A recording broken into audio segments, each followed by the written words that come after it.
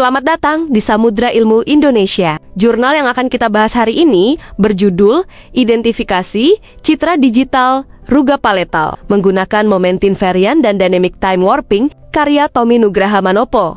Artikel ini membahas pentingnya teknologi biometrik dalam identifikasi forensik, terutama pada kasus korban meninggal yang sulit dikenali dengan metode konvensional. Penulis memberikan contoh nyata dari kecelakaan AirAsia KZ8501 tahun 2014, di mana proses identifikasi berjalan lambat karena sidik jari rusak dan tes DNA memerlukan waktu lama. Kondisi seperti ini menunjukkan perlunya metode alternatif yang lebih cepat dan tetap akurat. Salah satu pilihan yang dikaji adalah pemanfaatan pola ruga paletal, yaitu lipatan unik di lenggit-lenggit mulut yang terbukti tahan terhadap kerusakan dan memiliki pola khas pada setiap individu.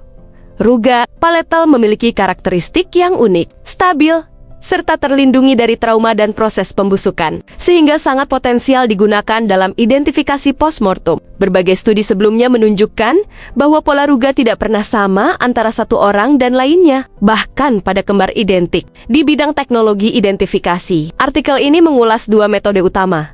Moment Invariance (MI) untuk mengekstraksi ciri-ciri bentuk ruga dari citra digital, serta Dynamic Time Warping (DTW) untuk mencocokkan pola hasil ekstraksi. Kedua metode ini sudah terbukti efektif dalam berbagai penelitian, seperti pengenalan objek dan tulisan tangan, sehingga dianggap relevan untuk diterapkan pada ruga paletal.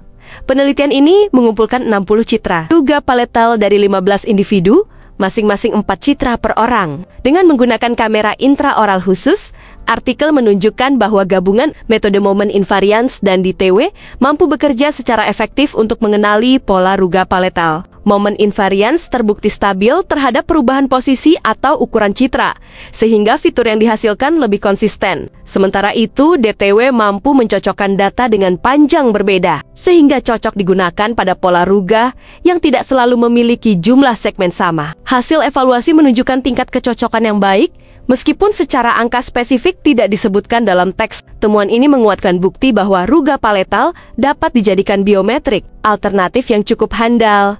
Keunggulan metode ini terletak pada kemampuannya mengenali identitas individu pada kondisi ekstrem, di mana metode konvensional seperti sidik jari dan DNA tidak dapat diandalkan. Ruga paletal yang stabil sepanjang hidup dan tahan terhadap kerusakan fisik menjadikannya aset penting dalam identifikasi forensik modern. Selain itu, penggunaan teknologi komputasi seperti MI dan DTW dapat mempercepat proses identifikasi, mengurangi ketergantungan pada analisis manual, dan membuka peluang pengembangan sistem otomatis untuk kepentingan forensik atau database kesehatan.